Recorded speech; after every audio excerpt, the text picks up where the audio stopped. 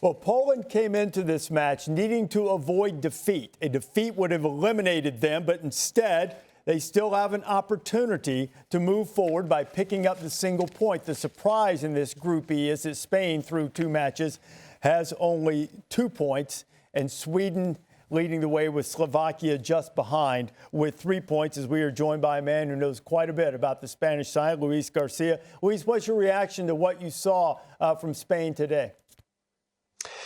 For most of the time, we were happy. I think the team was trying to build a little bit more of what happened in the first game, trying to keep the ball as always. We knew that Poland will wait at the back. You have to be very careful with set pieces and crosses. You got a fantastic striker as Lewandowski, so you have to have an eye on him every single time. But with the first goal, I expected Poland to be open a little bit. So Spain will use that space that the striker will abort and try to get the touches in between the lines. But at the end, it was once again, Poland got the equalizer very early. The reaction of the Spanish team was actually very good with that penalty. But when you miss that penalty, I think the team got in shock. We couldn't see any more those fast transitions. We couldn't see more the 1v1s on the right side that we used in the first 45 minutes. And at the end, it was a fantastic result for the Poland. You saw that they were holding at the back. They were happy with the result. So we have to play against Slovakia and use everything that we got to try to get the result and get the 3 points. If they get the 3 points, it'll guarantee passage into the round of 16. Poland, on the other hand, with a win against Sweden and a Spain win, would be able to advance. What do you expect to see from Spain against Slovakia? I expect a little bit more. I think we need a little bit more from the wide areas. We got players like Adama who can use 1v1s. Ferran Torres play in the second half.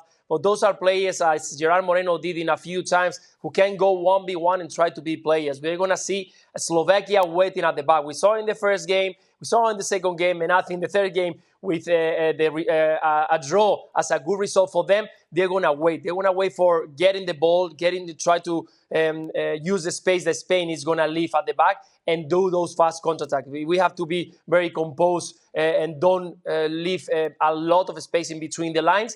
And again, I think we got enough at the front to try to score goals, but we need to be a little bit more clinical when we are in front of the goal. Luis, appreciate the insight. Always good to talk with you. Luis Garcia joining us. You mentioned that you thought it might be a tournament too soon for Spain. What do you expect to see from them going forward?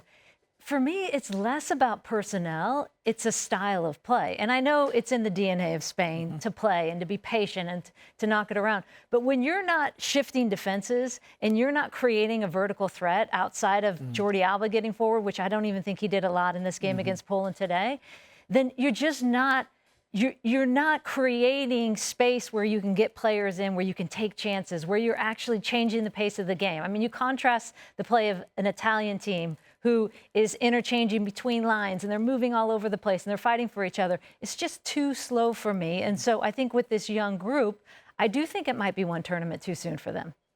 Yeah, and to that point, there's no focal point up front. They're very comfortable. Every time they attack and you're hoping something happens, they come back because they are comfortable in possession. They don't have that striker who demands the ball in front of goal.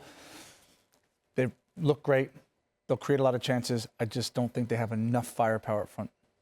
Poland was able to stay alive, too. But perhaps there's some hope. Morata had been under some pretty intense criticism, but he got the goal for Spain today. Yeah, and that's going to be the interesting decision in this third game. I mean, it's the one that everyone's been looking at. What do you go in this third game? Do you stay with Morata again? And as we're going to see, he had some early good movement because you had a deep Polish defense there. Yeah, Poland obviously is just too deep, but he takes advantage of it. He, for all the criticism, he's still looking and he's still hungry in front of goal. And credit to him, he gets the goal today. Yeah, but it is going to be interesting. Is he going to stay with that front three? Is he going to go with a Moreno in the 9, Gerard Moreno?